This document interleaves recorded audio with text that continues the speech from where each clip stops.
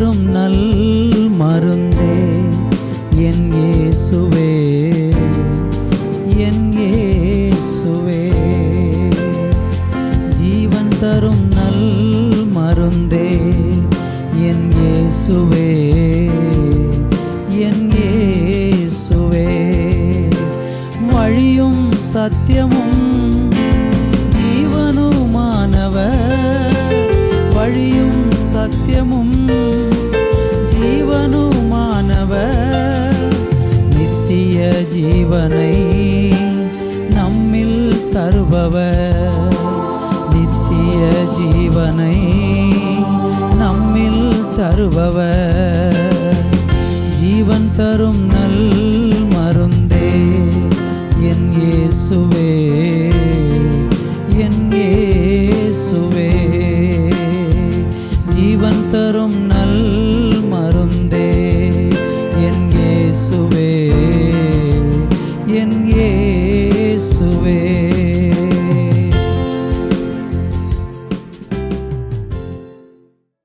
Thoothukudi revival Christian assembly ministries வழங்கும் ஜீவன் தரும் நல்வரது என்ற இந்நிகழ்ச்சிக்கு உங்களை அன்புடன் வரவேற்கிறோம்.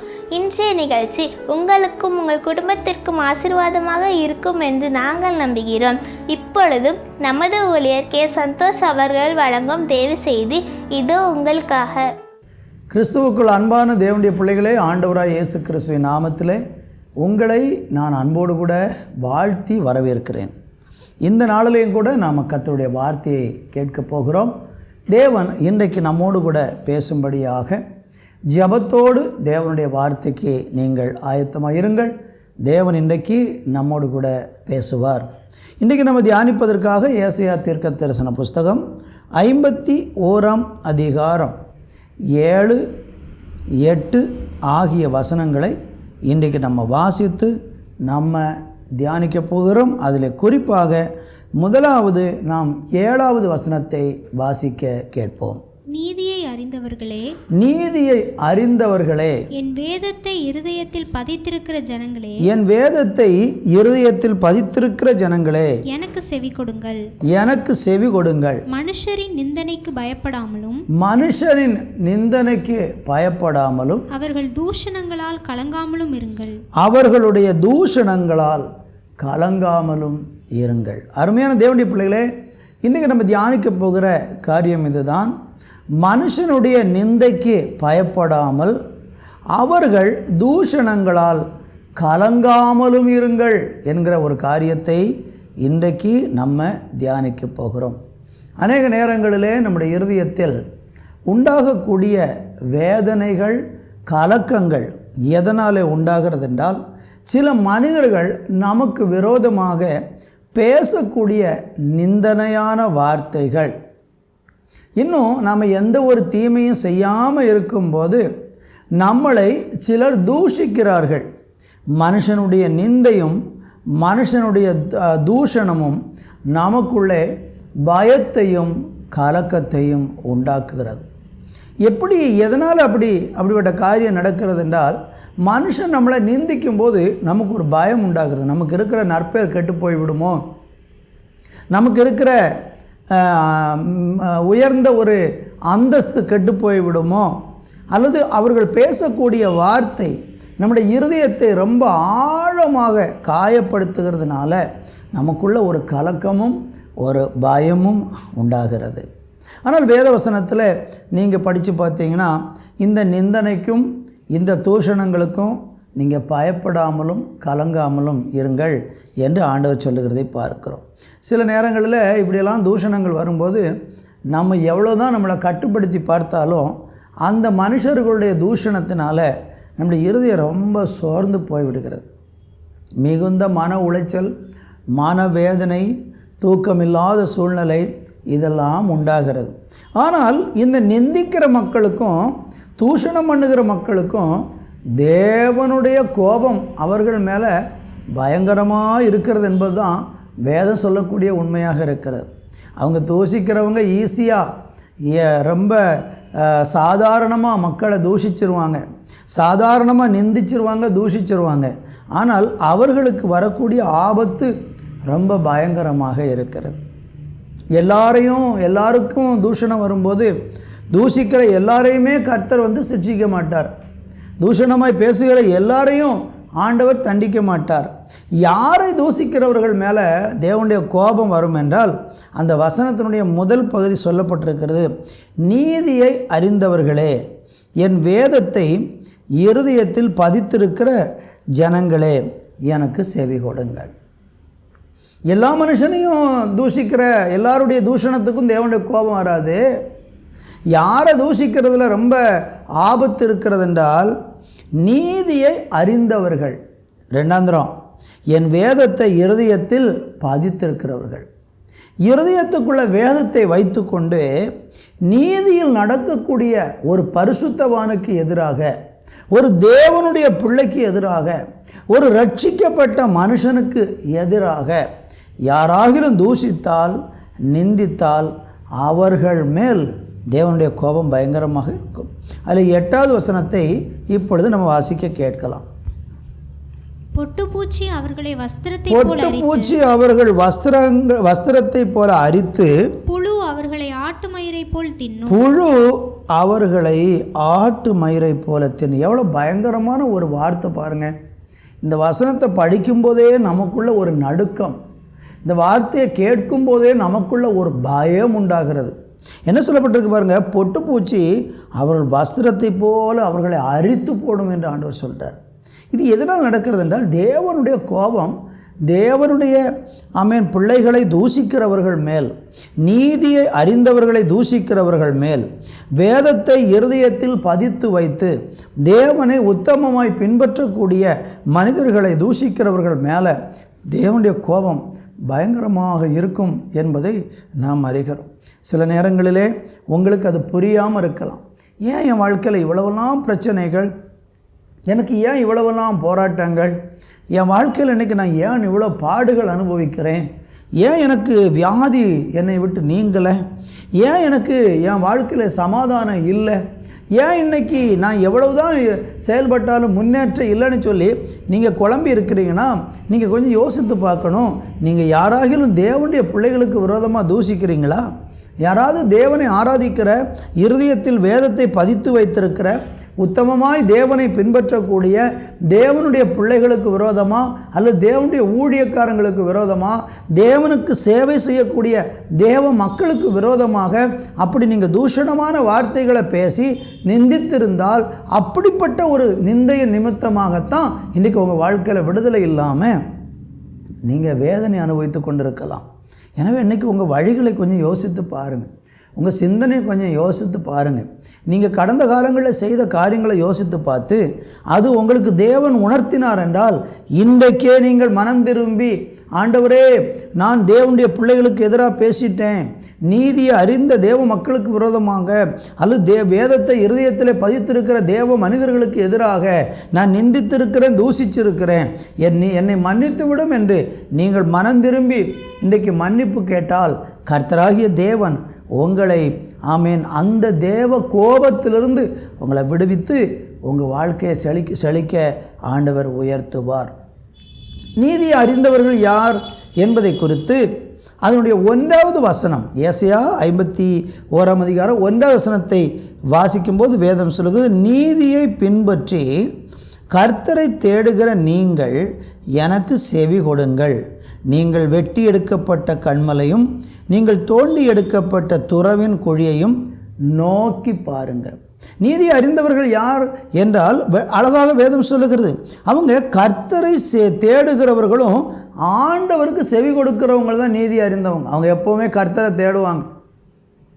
சில நேரம் இப்படி நீதியை தேடக்கூடிய மனுஷர்களுக்கு விரோதமாக நிந்தையாக பேசக்கூடிய மனிதர்களை அவர்கள் பார்த்து விட்டு அவங்க அதுக்கு ஒன்றுமே பதில் சொல்ல மாட்டாங்க. அவங்களுக்கு எதிராக பேசவோ, நம்மளை நிந்திக்கிறாங்க, நம்மளை தூஷிக்கிறாங்க, நம்மளும் எதுக்காவது பதில் செய்வோம் அப்படி சொல்லி அவங்க செய்யாமல் அவங்க அமைதியாக இருப்பாங்க. நிந்திக்கிறவன் நிந்திச்சுட்டு போட்டும், தூஷிக்கிறவன் தூஷித்து விட்டு போகட்டும் என்று சொல்லி அவர்கள் அமைதியாக இருப்பார்கள். அப்படி அமைதியாக இருக்கிறதுனால நம்ம நினைத்து விடக்கூடாது அவங்க பயந்து போய் இருக்கிறாங்க அப்படின்னு சொல்லி. இல்லை, நீதியை பின்பற்றுகிறவங்க என்ன செய்வாங்கன்னா அவங்க எப்பவும் ஸ்தோத்திரம் கர்த்தரை நோக்கி கூப்பிடுகிறவங்களாக இருப்பாங்க. ஐயோ என்னை நிந்திக்கிறாங்க ஆண்டவரே, என்னை தூசிக்கிறாங்க ஆண்டவரே, இவங்க நிந்தையை என்னை விட்டு அகற்றுங்க, இவங்க தூஷணத்தை என்னை விட்டு விலக்குங்கன்னு சொல்லி அவர்கள் தேவனுக்கு முன்பாக போய் உட்கார்ந்திருந்து கண்ணீர் விட்டு அழுவாங்க.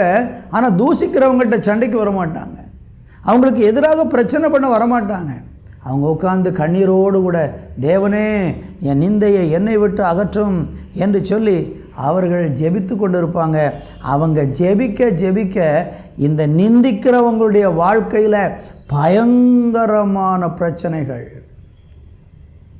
பயங்கரமான போராட்டங்கள், பொட்டுப்பூச்சி அவர்கள் வஸ்திரத்தை போல அவர்களை அரித்து போடும், புழு அவர்களை ஆட்டு மயிரை போல தின்னும் என்று ஆண்டவர் சொன்னபடி அவங்க வாழ்க்கையில் பிரச்சனைகளை சந்திப்பாங்க. என்னை கவனித்து கொண்டிருக்கிற அன்பு சகோதர சகோதரிகளே, நீங்கள் யாரையாகிலும் தூசிக்கிறீங்கன்னா இன்றைக்கி தேவ சமூகத்தில் பயபக்தியோட தாழ்மையோட ஆண்டவரே என்னை மன்னிச்சிருங்கன்னு சொல்லி மனம் திரும்பினா உங்கள் வாழ்க்கையில் உள்ள பிரச்சனையிலிருந்து நீங்கள் விடுதலையாக முடியும். இந்த வார்த்தையை கேட்கிற நீங்கள் யாராகிலும் உங்களை தூஷிக்கிறவங்க, உங்களை நிந்திக்கிறவங்க இருக்கிறாங்கன்னா நீங்கள் அதை குறித்து பயப்படாதீங்க. நீங்கள் செய்ய வேண்டியது ஒன்று, நீங்கள் நீதியை பின்பற்றுங்கள். ரெண்டாவது, வேதத்தை இருதயத்தில் பதித்து கொள்ளுங்கள். இந்த வேதத்தை இருதயத்தில் பதித்து நீங்கள் நீதியாய் நடக்கும்போது உங்களுக்கு விரோதமாக நிந்தை பண்ணக்கூடிய எல்லா மனுஷனையும் தேவன் சந்திப்பார். கர்த்தருக்கு மகிமை உண்டாகட்டும். நம்ம இன்றைக்கி தியானிக்கும்படியாக 2 ராஜாக்களின் புஸ்தகத்திலே 19வது அதிகாரத்திலிருந்து சில காரியங்களை வேகமாக நம்ம பார்த்து நான் உங்களுக்காக ஜெபிக்க ஆண்டவருக்குள்ளே விரும்புகிறேன். வேதத்தில் படிக்கும்போது எசேக்கியா ராஜாவை குறித்து அங்கே வேதம் அழகாக சொல்லுகிறது. அதில் முதலாவதாக நாம் ஸ்தோத்திரம் 3வது வசனத்தை 4வது வசனத்தை முதலாவது வாசிக்க கேட்போம். ஜீவனுள்ள தேவனை நிந்திக்கும்படி அசீரியா ராஜாவாகிய தன் ஆண்டவனால் அனுப்பப்பட்ட ரப்சாக்கே சொன்ன வார்த்தைகளை எல்லாம் உமது தேவனாகிய கர்த்தர் கேட்டிருக்கிறார். உமது தேவனாகிய கர்த்தர் கேட்டிருக்கிற வார்த்தைகளின் நிமித்தம் தண்டனை செய்வார். ஆகையால் இன்னும் மீதியாய் இருக்கிறவர்களுக்காக விண்ணப்பம் செய்வீராக என்று எசேக்கியா சொல்ல சொன்னான் என்றார்கள். நல்ல கவனியுங்கள், இங்கு அழகாக ஒரு வார்த்தை இருக்கிறது. அங்கே என்ன நடக்கிறது பாருங்கள். ஜீவனுள்ள தேவனை நிந்திக்கும்படிக்கு அசீரிய ராஜாவாகிய தன் ஆண்டவனால் அனுப்பப்பட்ட ரப்சாக்கே சொன்ன வார்த்தைகளை எல்லாம் உமது தேவனாகிய கர்த்தர் கேட்டிருக்கிறார். இங்கே எசேக்கியா ஒரு நல்ல உத்தமமாக தேவனை சேவிக்கக்கூடிய ஒரு மனுஷனாக இருக்கிறான், ஒரு உண்மையுள்ள ராஜாவாக அந்த எசேக்கியா இருக்கிறான். அவனை குறித்து நீங்கள் 18ஆம் அதிகாரத்தில் படித்து பார்த்தீங்கன்னா அந்த எசேக்கியா எப்படியெல்லாம் இருந்தான் என்றால் 3வது வசனம் சொல்லுகிறது, அவன் தன் தகப்பனாகிய தாவீது செய்தபடியெல்லாம் கர்த்தருடைய பார்வைக்கு நன்மையானதை செய்தான். அதில் 6வது வசனம் சொல்லப்பட்டிருக்கு, 5வது வசனம் சொல்லப்பட்டிருக்கு, அவன் இஸ்ரவேலின் தேவனாகிய கர்த்தர் மேல் வைத்த நம்பிக்கை, கர்த்தர் மேல் நம்பிக்கையாக இருந்தான். 6வது வசனம் சொல்லப்பட்டிருக்கிறது, அவன் கர்த்தரை விட்டு பின்வாங்காமல் அவரை சார்ந்து மோசே கற்பித்த அவருடைய கற்பனையின்படியெல்லாம் கை கொண்டு நடந்தான். 7வது வசனத்தில் நீங்கள் படிக்கும்போது அங்கு வேதம் சொல்லுகிறது, ஆகையால் கர்த்தர் அவனோடு இருந்தார், அவன் போகிற இடமெங்கும் அவனுக்கு அனுகூலம் உண்டாயிற்று. இந்த எசேக்கியா ஒரு தெய்வ மனுஷனாக இருந்தான். தேவனை பின்பற்றுகிற இருதயத்தில் வேதத்தை பதித்த ஒரு மனுஷனும் நீதியை அறிந்த ஒரு மனுஷனுமாக இந்த எசேக்கியா இருந்ததுனால இந்த எசேக்கியாவை நிந்திப்பதற்காக நீங்கள் கவனித்து பார்த்தீங்கன்னா அசீரியாவினுடைய ராஜா என்ன செய்கிறார் என்றால் ஸ்தோத்திரம் பயங்கரமான ஒரு சதியை ஏற்படுத்தி தேவனையும் இந்த எசேக்கியாவையும் நிந்தித்து நீங்கள் இந்த எசேக்கியாவை நம்பாதீர்கள்னு சொல்லி ஜனங்கள் மத்தியில் தூஷணமாக பேசக்கூடிய காரியத்தை அவன் செய்கிறதை நாம் அங்கே பார்க்க முடிகிறது. ஆனால் ஆண்டவராகிய தேவன் இவன் நிந்தித்த நிந்தனையை ஆண்டவர் கேட்டார். அதான் சொல்லப்பட்டிருக்கு, தேவன் கேட்டிருக்கிறார். நல்லா கவனிக்கணும். நமக்கு விரோதமாக சில மனுஷர்கள் நிந்தையாக பேசுகிறாங்கன்னா நீங்கள் நீதியை அறிந்து வேதத்தை இருதயத்தில் பதித்து தேவனுடைய பிள்ளையாக நீங்கள் வாழ்ந்து கொண்டிருந்தால் நீங்கள் கலங்கவும் வேண்டாம், உங்கள் தூஷணங்களுக்கு நீங்கள் பயப்படவும் வேண்டாம். காரணம் என்னவென்றால் உங்களை நிந்திக்கிற அந்த நிந்தையை தேவன் கேட்கிறார். தேவன் கேட்கிறவர் என்ன செய்கிறாராம் பாருங்கள். 4வது வசனத்தில் மத்தியில் ஒரு வார்த்தை இருக்கிறது. உமது தேவனாகிய கர்த்தர் கேட்டிருக்கிற வார்த்தை நிமித்தம் தண்டனை செய்வார் என்று சொல்லப்பட்டிருக்கிறது. தண்டனை செய்வாராம். ஆண்டவர் அதற்கு பதில் செய்வார். எனவே இந்த நாட்களில் நீங்கள் பல மனுஷர்களுடைய நிந்தனையினால் கலங்கி போயிருக்கிறீங்களா? தூஷணத்தை கண்டு பயந்து போயிருக்கிறீங்களா? நீங்கள் பயப்பட வேண்டாம். கர்த்தர் உங்களுக்கு நியாயம் செய்வார். தூஷிக்கிறவங்களுக்கு விரோதமாக தேவன் செயல்படுவார். இன்றைக்கும் ஆண்டவர் அதை செய்து கொண்டு தான் இருக்கிறார். அவர் இன்றைக்கும் அப்படிப்பட்ட காரியங்களை செய்கிறார். ஆண்டவர் அமைதியாக இருக்கிறவர் அல்ல, அவர் நீதி உள்ள தேவன். தேவ ஜனம் நிந்திக்கப்படுவதை கண்டு ஆண்டவர் வேடிக்கை பார்க்க மாட்டார். ஒரு தேவனுடைய பிள்ளை அவமானப்படுத்த பார்த்து ஆண்டவர் பேசாமல் இருக்க மாட்டார். ஆண்டவர் அங்கே செயல்படுகிறவராக இருக்கிறார். 6வது வசனத்தையும் 7வது வசனத்தையும் வாசிக்க கேட்போம். அப்பொழுது ஏசாயா அவர்களை நோக்கி, அசீரிய ராஜாவின் ஊழியக்காரர் என்னை தூஷித்ததும் நீர் கேட்டதுமான வார்த்தைகளினாலே பயப்படாதேயும். பாருங்கள், அழகாக சொல்லப்பட்டிருக்கு பாருங்க. நீ என்ன செய்யாத, பயப்படாத. அசீரிய ராஜாவின் ஊழியக்காரர் என்னை தூஷித்ததும் நீ கேட்டதுமான வார்த்தைகளினாலே என்ன செய்யாத, பயப்படாதே அப்படின்னு சொல்கிறார். பார்த்தீங்களா? இதைத்தான் நம்ம ஏற்கனவே படித்தோம். உங்களை நிந்திக்கிற மனுஷனுடைய நிந்தைக்கு பயப்படாமலும் அவர்கள் தூஷணத்தை கலங்காமலும் இருங்கன்னு சொன்னார். பார்த்தீங்களா? அதே காரியம் இங்கே நடக்குது. நீ பயப்படாத. ஏசாயா தீர்க்கதரிசி வந்து சொல்கிறாரு, நீ பயப்படாத. அவன் உன்னை தூஷிக்கட்டும், நீ அதுக்காக கலங்க வேண்டாம். 7வது வசனத்தை வாசிக்க கேட்போம். இதோ அவன் ஒரு செய்தியை கேட்டு அவன் ஒரு செய்தியை கேட்டு தன் தேசத்துக்கு திரும்புவதற்கான ஆவியை நான் அவனுக்குள் அனுப்பி அவனை அவன் தேசத்திலே பட்டயத்தால் விழப்பண்ணுவேன். பார்த்தீங்களா? தூஷிக்கிறவனுக்கு எவ்வளோ பெரிய தண்டனை கத்தர் வச்சிருக்கிறாரு. நான் அவனை என்ன செய்வேன் என்றால் தேசத்தில் பட்டயத்தால் விழப்பண்ணுவேன். தூஷிக்கிற தூஷணத்தை ஆண்டவர் ஆமென் கேட்கிறதை நம்ம இங்கே பார்க்கிறோம். 14வது வசனத்தை கூட நம்ம வாசிக்க கேட்கலாம். எசேக்கியா ஸ்தானாபதிகளின் கையிலிருந்து நிருபத்தை வாங்கி வாசித்த பின்பு அவன் கர்த்தரின் ஆலயத்திற்கு போய் அதை கர்த்தருக்கு முன்பாக விரித்து. நல்ல கவனிங்க, எசேக்கியா என்ன பண்ணுறாருன்னா, உடனே இவன் நிருபத்தெல்லாம் எழுதி அனுப்புகிறான். எல்லா ஜனங்களே நீங்கள் எல்லோரும் பாருங்கள், இவனை நம்பாதீங்க, எசேக்கியாவை நம்பாதீங்க. அவன் நீ நம்பி இருக்கிற உன் தேவன் தேவன் உங்களுக்கு உதவி செய்வார்னு சொல்லி இப்படி நீங்கள் ஜனங்கள்லாம் நம்பாதீங்கன்னு சொல்லி பலவிதமான பயமுறுத்தலான செய்தியை சொல்லி உன்னை நாங்கள் அழிச்சு போடுவோம், உன்னை தப்பு வைக்க உங்கள் கர்த்தரால் முடியாது என்னெல்லாம் சொல்லி சில கடிதங்களை எழுதி அனுப்புகிறான். எசேக்கியா என்ன செய்கிறாருன்னா, அந்த கடிதத்தை வாங்கி வாசிச்சுட்டு கலங்கலை, அதை கொண்டு போய் நேர கர்த்தருக்கு முன்பாக விரித்துட்டு சொல்கிறான், கேருபீங்கள் மத்தியில் இருக்கிறது இஸ்ரவேலின் தேவனாகிய கர்த்தாவே, நீர் ஒருவரே பூமியின் ராஜ்யங்களுக்கெல்லாம் தேவனானவர் அப்படின்னு சொல்லி அங்கே ஜெபம் பண்ணுகிறதை பார்க்கிறோம். அதில் 16வது வசனத்தை வாசிக்கும்போது, கர்த்தாவே உமது செவியை சாய்த்து கேளும். கர்த்தாவே நீர் உமது கண்களை திறந்து பாரும். சனகரே ஜீவனுள்ள தேவனை நிந்திக்கும்படிக்கு சொல்லி அனுப்பின வார்த்தைகளை கேளும். பார்த்தீங்களா? இருதயத்தில் கர்த்தருடைய வார்த்தையை பதித்த மனுஷன், நீதியை அறிந்திருக்கிற எசேக்கியா, அவன் என்ன செய்கிறான்? இந்த நிந்தனையின் மத்தியிலே அவன் பயமுறுத்தும்படியாக எழுதி அனுப்பின கடிதத்தை கொண்டு போய் கர்த்தருக்கு முன்பாக வைத்துவிட்டு, நீர் இதை பாரும், நீர் இதை கேளும் என்று சொல்லி அங்கே அவன் ஜெபிக்கிறதை பார்க்கிறோம். என்னை கவனித்து கொண்டிருக்க அருமையான தேவனுடைய பிள்ளைகளே, உங்களுக்கு விரோதமாக யாராவது தூஷணமாக பேசுகிறாங்களா? உங்களை நிந்தித்து பேசுகிறாங்களா? உங்களுக்கு விரோதமாக செயல்படுறாங்களா? நீங்கள் செய்ய வேண்டியது என்ன? நீங்கள் அவங்களுக்கு விரோதமாக 1 பேசுனா 9 பேசாதீங்க. அவங்க 1 செஞ்சால் நீங்கள் 2 செய்யாதீங்க. அமைதியாக இருந்து அதை கர்த்தருக்கு முன்பாக கொண்டு போய் வைங்க. ஜபத்தில் வைங்க. நிந்திக்கிறாங்களே ஆண்டவரே என்று சொல்லி ஜபத்தில் வச்சு பாருங்கள். ஆண்டவர் நீதி செய்வார். கர்த்தருக்கு மகிமை உண்டாகட்டும். உடனே ஏசாயா தீர்க்கதரிசியின் மூலமாக ஆண்டவர் தொடர்ந்து அவங்களுக்கு பல வாக்குத்தத்தங்களை கொடுத்து அவங்கள தைரியப்படுத்துகிறாரு. 30வது வசனத்தில் ஏசாயா தீர்க்கதரிசி சொல்லி அனுப்புகிறாரு, யூதாவின் வம்சத்தாரில் தப்பி மீந்தி இருக்கிறவர்கள் மறுபடியும் கீழே வேர்பற்றி மேலே கனி கொடுப்பார்கள். ஒரு கனி கொடுக்கிற வாழ்க்கை உண்டாகும். எசேக்கியா சொல்கிறாரு, எசேக்கியாவுக்கு சொல்லி அனுப்புகிறார், நீ பயப்பட வேண்டாம், சேனைகளுடைய கர்த்தரின் வைராக்கியம் இதை செய்யும் என்று 31வது வசனத்தில் நீங்கள் பார்க்க முடியும். சேனைகளின் கர்த்தருடைய வைராக்கியம் இதை செய்ய போகிறது. ஆண்டவர் செயல்பட போகிறாரு, ஆசீர்வதிக்க போகிறாரு. என்ன நடந்தது?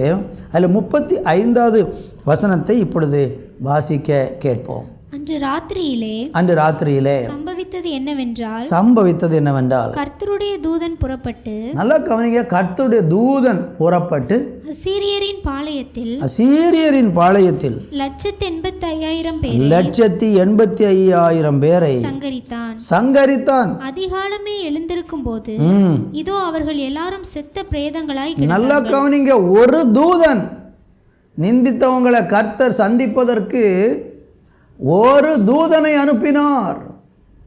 அந்த ஒரு தூதன் என்ன பண்ணான் பாருங்க, 185,000 பேரை சங்காரம் பண்ணிட்டான் பட்டயத்தை வச்சு. காலையில் அந்த சனகரிப்பு எழும்பி பார்க்குறான். தூஷணம் பண்ணின அசீரிய தேசத்தின் ராஜா சனகரிப்பு எழும்பி பார்க்கிறான். எழும்பி பார்க்கும்போது நடந்தது என்ன? அங்கே எல்லாரும் பிணமாய் கிடக்கிறதை பார்த்து எவ்வளோ பெரிய ஒரு வைராக்கியம் தேவன் பாராட்டி இருக்கிறார் பாருங்க.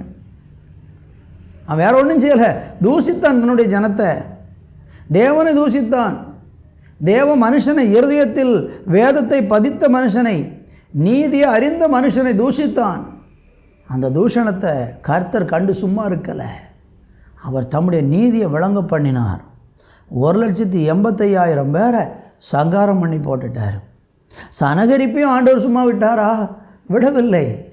அதில் 37வது வசனத்தில் நீங்கள் படிக்கும்போது, அவன் தன் தேவனாகிய நிஸ்ரோகின் கோவிலிலே பணிந்து கொள்ளுகிற போது அவன் குமாரராகிய அத்ரமேலுக்கும் சரேத் சேரும் அவனை பட்டயத்தாலே வெட்டி போட்டு ஆரரா தேசத்திற்கு தப்பி ஓடி போனார்கள். பார்த்தீங்களா? சொந்த பிள்ளைகள், அந்த அசீரிய ராஜாவாக சனகரிப்பினுடைய சொந்த பிள்ளைகள் அவங்க எழும்பி தகப்பனை கொண்டுட்டாங்க. ஒரு நிந்தித்த மனுஷனுக்கு ஆண்டவர் எவ்வளோ பெரிய சிக்ஷை. அதுதான் நம்ம பார்த்தோம். அவங்க பொட்டரிப்பை போல், அவங்க வஸ்திரத்தை பொட்டரிப்பு அரிக்கிறது போல அந்த நிந்திக்கிறவங்களை கர்த்தர் சந்திப்பார்னு நம்ம ஏசாயாவில் 51:7 படித்தோம் அல்லவா? நிந்திக்கிறது பெரிய ஆபத்து. யாரையும் நிந்திக்காதீங்க. அதுலேயும் குறிப்பாக தேவ மனுஷர்களை, அதுலேயும் குறிப்பாக தேவ பிள்ளைகளை, தேவனுக்காக வைராக்கியம் பாராட்டி இருதயத்தில் வேதத்தை பதித்து நீதி அறிந்திருக்கிற தேவ மனுஷர்களுக்கு விரோதமாக மறைவாக தூஷித்தாலும் அதை கர்த்தர் கேட்பார். கர்த்தர் கேட்பார். கர்த்தர் சும்மா இருக்க மாட்டார். இன்றைக்கி உங்களை யாராகிலும் நிந்திக்கிறாங்கன்னா, நீங்கள் இருதயம் உடைஞ்சு போய் நொறுக்கப்பட்ட ஒரு உள்ளத்தோட, என்னை எல்லோரும் நிந்திச்சிட்டாங்க ஐயா, எனக்கு நிம்மதியே இல்லை, நான் உடைக்கப்பட்டு போயிருக்கிறேன், சமாதானம் இழந்து போயிருக்கிறேன், என்னை பேசி ஊரெல்லாம் என்னுடைய பேரை கெடுத்து என் பிள்ளைகளுக்கு விரோதமாக பேசி என் வாலிப பிள்ளைகளுக்கு விரோதமாக தூஷணம் பண்ணி செய்யாதெல்லாம் செஞ்சாங்கன்னு சொல்லி என்னை அவமானப்படுத்தி இன்றைக்கி நான் வெளியில் எழும்ப முடியலை, தலைக்க நிமிர்ந்து நிற்க முடியலை, வேலை ஸ்தலத்துக்கு போக முடியலை, என்னை குறித்து சோஷியல் மீடியாலெல்லாம் போட்டு என்னை நிந்திச்சு என்னை ரொம்ப துக்கப்படுத்தி இன்றைக்கி நான் மன உடைஞ்சு போயிருக்கிறேன்னு சொல்லி யாராகிலும் இந்த நிகழ்ச்சியை பார்த்து உடைக்கப்பட்ட நிலையில் நீங்கள் இருந்து கொண்டு இருக்கிறீங்கன்னா, நான் ஒன்று சொல்கிறேன், நீங்கள் அவங்களுக்கு விரோதமாக வழக்கு தொடுக்க வேண்டாம். நீங்கள் அவங்களுக்கு விரோதமாக பிரதிபலனாக ஒன்றும் செய்ய போக வேண்டியதில்லை. நீங்கள் இருதயத்தில் வேதத்தை பதித்து நீங்கள் தேவனுக்கு முன்பாக உத்தமமாக இருந்து கொண்டு எசேக்கியா எப்படி அந்த சனகரிப்பு அனுப்பின அந்த நிருபத்தை கொண்டு போய் கர்த்தருக்கு முன்னால் வைத்து, ஆண்டவரே நீர் பாரும், ஆண்டவரே நீர் கேளும், ஆண்டவரே கண்களை திறந்து பாரும் என்று சொல்லி அவன் எப்படி ஜெபிச்சானோ அதே மாதிரி நீங்கள் இன்றைக்கி ஜெபம் பண்ணி பாருங்கள். உங்களை நிந்திக்கிற அந்த மனுஷர்களை ஆண்டவர் சந்திப்பார். உங்களுக்கு தேவன் நீதியை சரிகட்டுவார். தேவன் உங்களுக்கு நீதியை சரிகட்டுவார். ஆண்டவராய் இயேசு கிறிஸ்து நம்முடைய நிந்தனைகளெல்லாம் அவர் சிலுவையிலே சுமந்தார். அவர் பாடுகளை சுமந்தார். அவருக்கு அவமானம்னா என்னன்னு தெரியும், அவருக்கு தூஷணம்னா என்னன்னு தெரியும். அவரை தூஷித்தாங்க, சிலுவையில் சொந்தக்காரங்க தூஷித்தாங்க, அவருடைய நாசரேத்து ஊரில் உள்ளவங்க இயேசுவை தூஷித்தாங்க. இயேசு எல்லா நிந்தைகளையும் சுமந்து கொண்டு தான் சிலுவையிலே பாடுபட்டார். எல்லா நிந்தனைகளையும் அவர் ஏற்றுக்கொண்டுதான் அவர் சிலுவையில் இரத்தம் சிந்தினார். அங்கே நீங்கள் 50ஆம் அதிகாரத்தில் 6வது வசனத்தில் நீங்கள் படிச்சிங்கன்னா, அடிக்கிறவர்களுக்கு என் முதுகையும் தாடை மயிரை பிடுங்குகிறவர்களுக்கு என் தாடைகளையும் ஒப்பு கொடுத்தேன், அவமானத்துக்கும் உமிழ்நீருக்கும் என் முகத்தை மறைக்கவில்லை. இயேசு அவமானப்பட்டார், அந்த நிந்தையெல்லாம் அவர் சகித்தார். அருமையானவர்களே, நீங்கள் இயேசு கிறிஸ்துவை விசுவாசித்து இயேசு கிறிஸ்துவை உங்களுடைய இரட்சகராக ஏற்றுக்கொண்டால் உங்களுக்கு வரக்கூடிய நிந்தனை என்னன்னு அவருக்கு தெரியும். நம்ம நிந்தையெல்லாம் அவர் சுமந்திருக்கிறார். நீங்கள் கலங்க வேண்டாம். உங்கள் பாடுகளெல்லாம் அவர் சிலுவையில் சுமந்து தீர்த்துட்டார். நீங்கள் செய்ய வேண்டியது, உங்களை நிந்திக்கிறவர்களுடைய அந்த நிந்தனையை தேவனுக்கு முன்னால் கொண்டு போய் வைங்க. ஆண்டவர் உங்களை அந்த வெட்கத்திலிருந்து சீக்கிரமாய் தூக்கி எடுப்பார். உங்களை நிந்தித்தவங்க வெட்கப்பட்டுவாங்க, உங்களை தூஷணம் பண்ணினவங்க வெட்கப்படுவாங்க. அவங்கள கர்த்தர் உங்ககிட்ட கொண்டு வருவார். நீங்கள் கலங்க வேண்டியதில்லை. ஆனால் நீங்கள் அவங்களுக்கு எதிராக எதுவுமே செயல்படக்கூடாது. அவங்களுக்கு விரோதம் மறைமுகமாக கூட நீங்கள் ஒன்றும் பேசக்கூடாது. நீங்கள் செய்ய வேண்டியது அமைதியாக காத்திருந்து தேவசமூகத்தில் ஜெபிச்சு பாருங்கள். கட்டாயம் தேவன் உங்களுக்கு ஜெயத்தை தருவார். நிந்திக்கிறவர்கள் மத்தியில் உங்கள் தலையை கர்த்தர் நிமிர பண்ணுவார். நான் உங்களுக்கு ஜெபிக்க போகிறேன். என்னோடு கூட சேர்ந்து நீங்களும் இப்பொழுது தலைகளை தாழ்த்தி இப்பொழுது ஜெபியுங்கள். உங்கள் இருதயத்தின் ஒரு நல்ல ஆறுதலை தேவன் தரும்படியாக நான் உங்களுக்கு ஜெபிக்க போகிறேன். நல்ல பிதாவே, ஆண்டவரே, மனுஷர்களுடைய நிந்தனையினாலும் மனுஷர்களுடைய ஆண்டவரே தூஷணத்தினாலும் இருதயம் கலங்கி பயத்தோடு கூட ஐயா மன உடைஞ்சு போய் இருக்கிற பிள்ளைகள் இந்த நிகழ்ச்சியை பார்க்குறாங்கன்னா, ஏசப்பா இன்றைக்கு உம்முடைய பிள்ளைகளுடைய இருதயத்தில் இருக்கிற நிந்தனைகளை, அவர்களுடைய பெயருக்கு ஏற்பட்ட களங்கத்தை, அவர்களுக்கு விரோதமாய் மனுஷர்கள் ஆண்டவரை தூஷித்த அந்த தூஷணங்களை அவர்களை விட்டு அகற்றி, எந்த இடத்துல வெட்கப்பட்டாங்களோ, எந்த இடத்துல தலை குனிந்து நின்றாங்களோ, எந்த இடத்துல அவங்க தூஷணத்துக்கு ஆண்டவரே வேதனையில் கஷ்டப்பட்டாங்களோ அதே இடத்துல ஆண்டவர் அவர்களுக்கு இரட்டத்தனையான மேன்மைகளை கொடுத்து கனவீனம் பண்ணப்பட்ட இடங்களிலெல்லாம் உங்கள் பிள்ளைகளுடைய தலை உயர்த்தப்படுவதற்கு நீங்கள் உதவி செய்யுங்க. ஆமே, நீதியை ஆண்டவரை நடப்பிக்கிறவர்களாக, அறிந்தவர்களாக, வேதத்தை இருதயத்தில் சுமந்தவர்களாக, ஆண்டவரே நிந்தித்தவர்களுக்கு எதிராக எதையும் செய்யாமல் தேவ சமூகத்தில் காத்திருந்து ஜெபிக்க இந்த நாட்களில் அந்த பொறுமையையும் கிருபையையும் உங்கள் பிள்ளைகளுக்கு நீங்கள் கொடுக்கும்படியாக நாங்கள் ஜெபிக்கிறேன். இந்த ஜெப நேரத்தில் அநேகருடைய இருதயத்தில் உண்டாகின அந்த கலக்கங்கள் மாறி போகட்டும், பயங்கள் விலகி போகட்டும், நம்பிக்கையும் தைரியமும் உங்கள் பிள்ளைகளுக்கு இயேசுவின் நாமத்தில் உண்டாவதாக என்று சொல்லி நான் ஜெபிக்கிறேன். கர்த்தர் அப்படி செய்ய போகிற நல்ல கிருபைக்காய் நன்றி. இயேசுவின் நாமத்தில் ஜெபிக்கிறோம் பிதாவே. ஆமென், ஆமென். தேவனுடைய பிள்ளைகளே, மற்றொரு நிகழ்ச்சியில் உங்களை சந்திக்கும் வரைக்கும் தேவ சமாதானம் உங்களோடு இருப்பதாக. ஆமென், ஆமென். அன்பானவர்களே, கர்த்தருடைய வேதம் குறைவற்றதும் ஆத்துமாவை உயிர்ப்பிக்கிறதுமாய் இருக்கிறது என்று நாம் வேதத்தில் வாசிக்கிறோம். இன்றைக்கு நீங்கள் பார்த்த சத்தியமும் உங்கள் ஆவி, ஆத்துமா, சரீரத்தை நிச்சயமாக உயிர்ப்பிக்கும் என்பதில் எவ்வளவேனும் சந்தேகம் இல்லை. மீண்டும் அடுத்த வார நிகழ்ச்சிக்காக ஜெபத்துடனும் எதிர்பார்ப்புடனும் காத்திருப்போம். கர்த்தர் உங்களை ஆசீர்வதிப்பாராக. ஆமேன். Our address: Revival Christian Assembly Ministries, 17/3, Brainagar 2nd Street East, Chuchagurin. Contact 944 277 8986.